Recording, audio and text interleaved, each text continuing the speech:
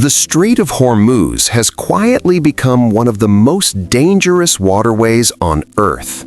Beneath the surface, threats lurk everywhere. Some are old-fashioned naval mines that explode on contact. Others are far more advanced, bottom mines resting silently on the seabed, listening for the unique acoustic signature of passing ships. If deployed in large numbers, these weapons could effectively turn this narrow shipping corridor into a deadly trap. To enforce such a blockade, Iran's Islamic Revolutionary Guard Corps, known as the IRGC, has turned to tactics that echo the battle strategies of World War II. Instead of relying on large warships, they deploy anti-ship mines to create a massive dead zone across vital shipping routes. But how do you fight a weapon that you can't even see? For U.S. Central Command, the answer is simple. Don't fight the mines in the water. Stop them before they're deployed. The strategy focuses on preemptive strikes. Instead of waiting for minefields to appear in busy shipping lanes, U.S. forces target the vessels responsible for laying the mines while they're still in port. Even the factories storing the munitions can become targets. In several recorded engagements, drones fired precision Hellfire missiles at mine-laying vessels long before they ever reached open water.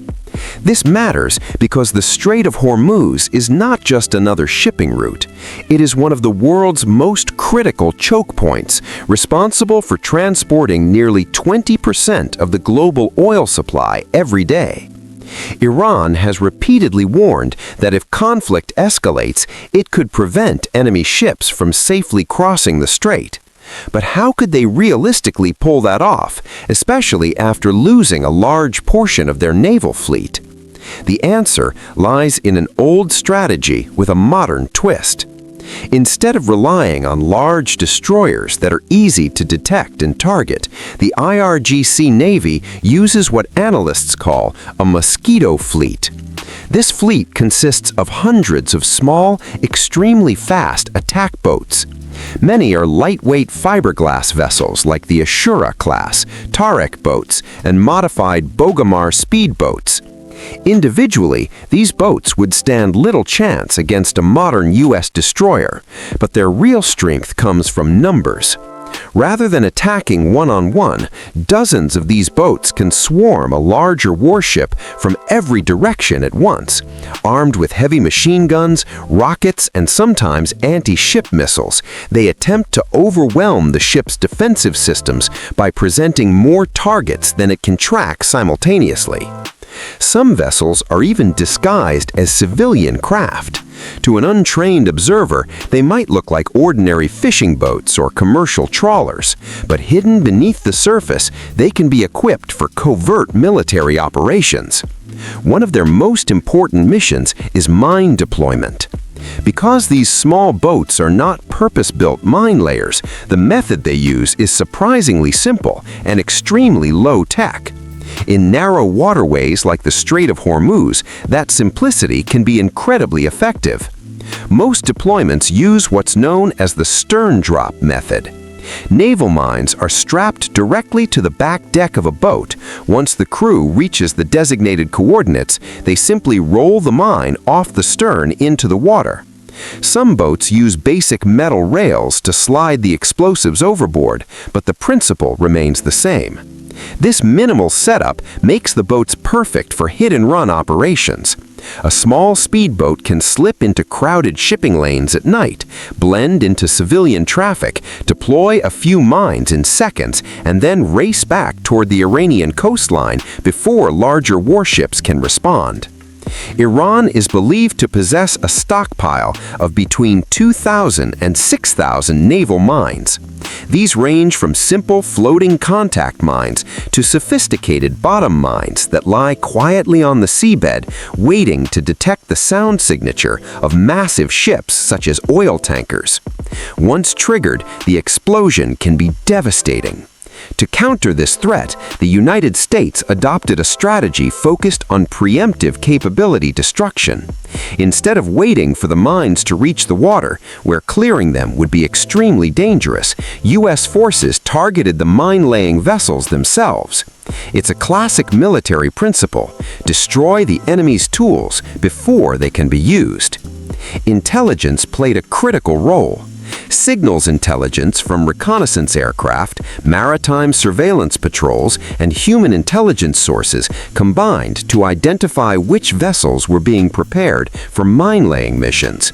Once those targets were confirmed, precision strikes followed. Many of the vessels were hit while still docked in port. A stationary ship is far easier to destroy than one moving at high speed in open water, and it also reduces the risk of accidental damage in heavily trafficked shipping lanes. The operation didn't just target the boats. Mine storage facilities were struck at the same time. By destroying both the vessels and the stockpiles of explosives simultaneously, the operation ensured that even if replacement boats were available, there would be no weapons left to deploy. To achieve this, the United States used a combination of weapons.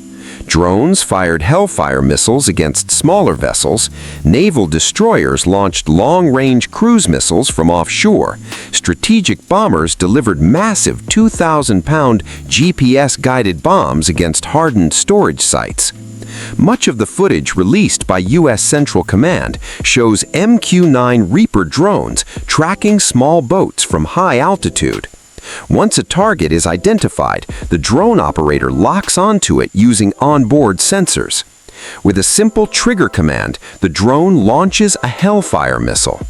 Despite their relatively small size, these missiles are extremely precise.